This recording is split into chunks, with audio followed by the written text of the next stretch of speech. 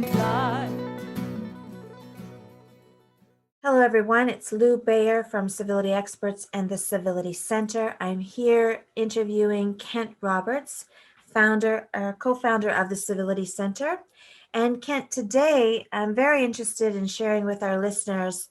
I know you spent quite a bit of time in the wrestling world, and then some civility work as well. And so I'm interested in knowing, because I know you're someone who lives his values in everything he does. So can you explain for me and for the listeners, how does sportsmanship, for example, the world of wrestling that you lived in, how does that align with civility? Well, it is a good question, and I think that there's a lot of lessons to be learned, not just from wrestling, but other different activities, um, and many of them in the sporting world, because a lot of us have experienced that either in childhood or high school or beyond. And the one of the things that I think is most important in taking with wrestling and civility, it all has to do with personal responsibility, being responsible for one's actions. And when you're dealing with a sport like wrestling, when you're on a wrestling mat one on one with your opponent, uh, there's not other teammates to go ahead and blame things on. There's not talking about the wind or something happened that was a bad break. Not that officials aren't there, and there can be some things that happen that way, but being able to look yourself in the mirror when you step off the mat and understand you are responsible for the outcome. And I think that civility, you are responsible for trying to conduct yourself in a civil manner by not acting uncivilly, getting into a whole bunch of negative behaviors that brings out the worst, or create something that becomes negative instead of positive. So I think that the responsibility that you have to really take for your outcome, I mean, it's going to read in the paper like what? And that's you. And you've got to be able to accept that. And you got to be able to accept the outcome so that you can learn from that outcome and move on. And it's the same way with civil discourse. You learn what to do, maybe sometimes what not to do, what words trigger behavior or a direction you don't want a conversation to go.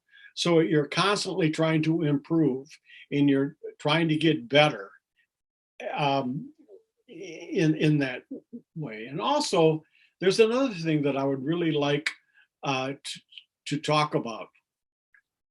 You know, I wrestled at many different levels of grade school and high school and college and so on. And there is a personal victory just by stepping on the mat. Just like there's a personal victory for entering into civil discourse. Being able to feel good about yourself, to be able to know that you're there, present, listening, trying to understand different points of view, and engaging people in a more meaningful way with the possibility of having uh, very positive outcomes. And so, even if I stepped onto a wrestling mat and I lost, sometimes I didn't lose, I lost badly. And, but there was still pride when I walked out, because I towed the line. I entered the arena. I stepped to the plate. So the personal responsibility of taking for your actions and the constant improvement so that you're learning. And then the other part of that is just being willing and feeling good about entering into the fray. Okay, and so would you say that most coaches, is it a real struggle to kind of balance that kind of mindset about sort of redefining success and the life lessons that sports enables people to learn? But what I'm asking is, do you think that it's a real struggle for coaches who are, working on the competitive piece and skill building and so on, do they sometimes have to choose between that competitive side and the civil side, or do you think as a coach for a long time, is it possible to balance that out? Well, it all depends on the coach.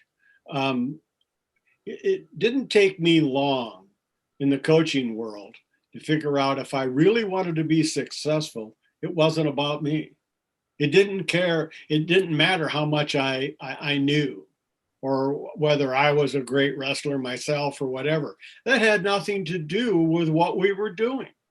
It all had to do with whether or not the participants that I was coaching, whether or not they could uh, be able to learn and master and go out and perform uh, what they needed to do to be their best self out there on the wrestling mat and constantly get better and not to criticize, but again to offer constructive criticism so they could get better. And it really all has to do with if focusing on the person, not focusing on yourself or what you perceive is successful. Because for maybe I had some athletes that, again, just making the team and being out there and participating was really a tremendous victory for that person. And they felt so good about themselves, whether they won or lost. I would have really been doing that person a disservice if I would have made them feel bad and criticized them to the point where they didn't want to do it anymore. So I think that coaches have to recognize what it is that they're trying to do. Aren't we trying to get people to be the best of themselves? And if we're coaching for that, what would be the best way to do that? And that's why I really believe in positive development. I believe we get much farther, whether we're an organization or a team or even as individuals, that we get farther in the development by staying in the positive and not referring to the negative. It's an abundance thing. I mean, there's so much ways to succeed and be abundant in that success. And I think that's what coaches sometimes fail to realize. Now, at the professional level, now we're talking about something a little bit different, but still at the same time, I think at the crux of what you're doing, you're still coaching to get the best from people for themselves. Excellent. Thanks for that, Kent. And thank you for listening, everyone. We'll see you next time. More with Kent Roberts to come. The reason why each of us comes to this earth, and your actions will always speak louder than words, and you'll never know what you're capable of until you try.